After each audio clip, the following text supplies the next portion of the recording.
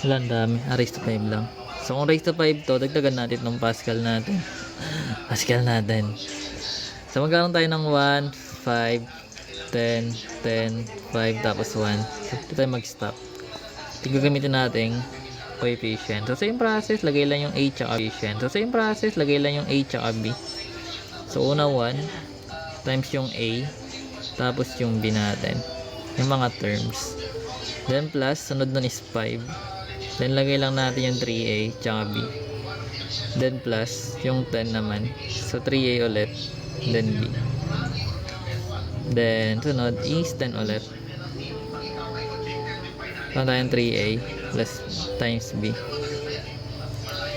Then meron tayong 5.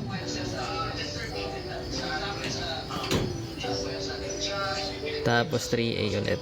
Then B. Then meron tayong 1. Then 3A. Tapos B.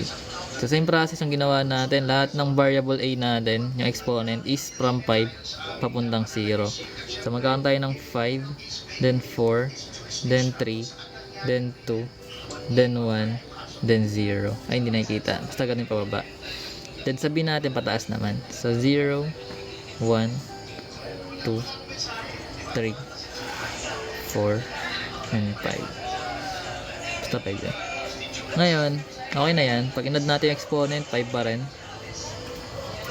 Then simplify na lang. So eto, makakancel na to. Magiging 1 na lang to eh. Ano ba yung 3A raised to 5? 3 times 3 times 3. Anong magiging sagot dito? Pag in-expand. Paano ba ito yung mental? 3 times 3, 9. 9 times 3, 27. 27 times 3. Ang sagot dito, hindi naman to 81 eh. 243 siya. Okay. 243. A raised to 5. That's correct. Then sa part na to, ang sagot natin. So dahil puro positive naman siya, magiging positive yung sagot. So magkakaroon tayo dito ng LAN. Hinga. Dito ng LAN. Hinga.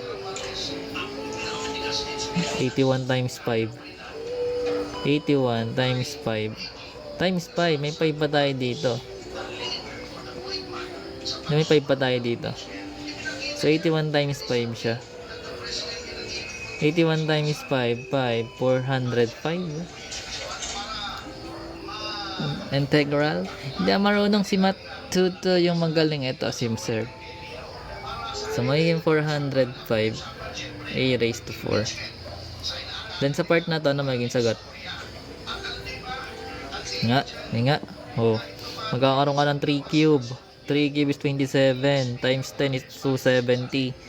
Tapos magkakaroon tayo ng 270 A cube B squared. Nga.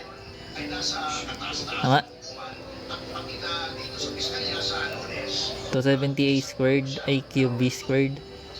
Oh, yung B. May B pa tayo dito eh. Kasama pa yung B. So next tayo, dali. Oh, meron tayong 3A squared times B cube times 10. So magkakaroon tayo ng 9 times 10 is 90. So magkakaroon tayo ng A squared B squared. Cube pala. Then ito naman, same process. So 5 times 3 na lang siya. Magkakaroon tayo ng 15. Then A tapos B raised to 4. Then ito magiging B raised to 5. So ito magiging sagot.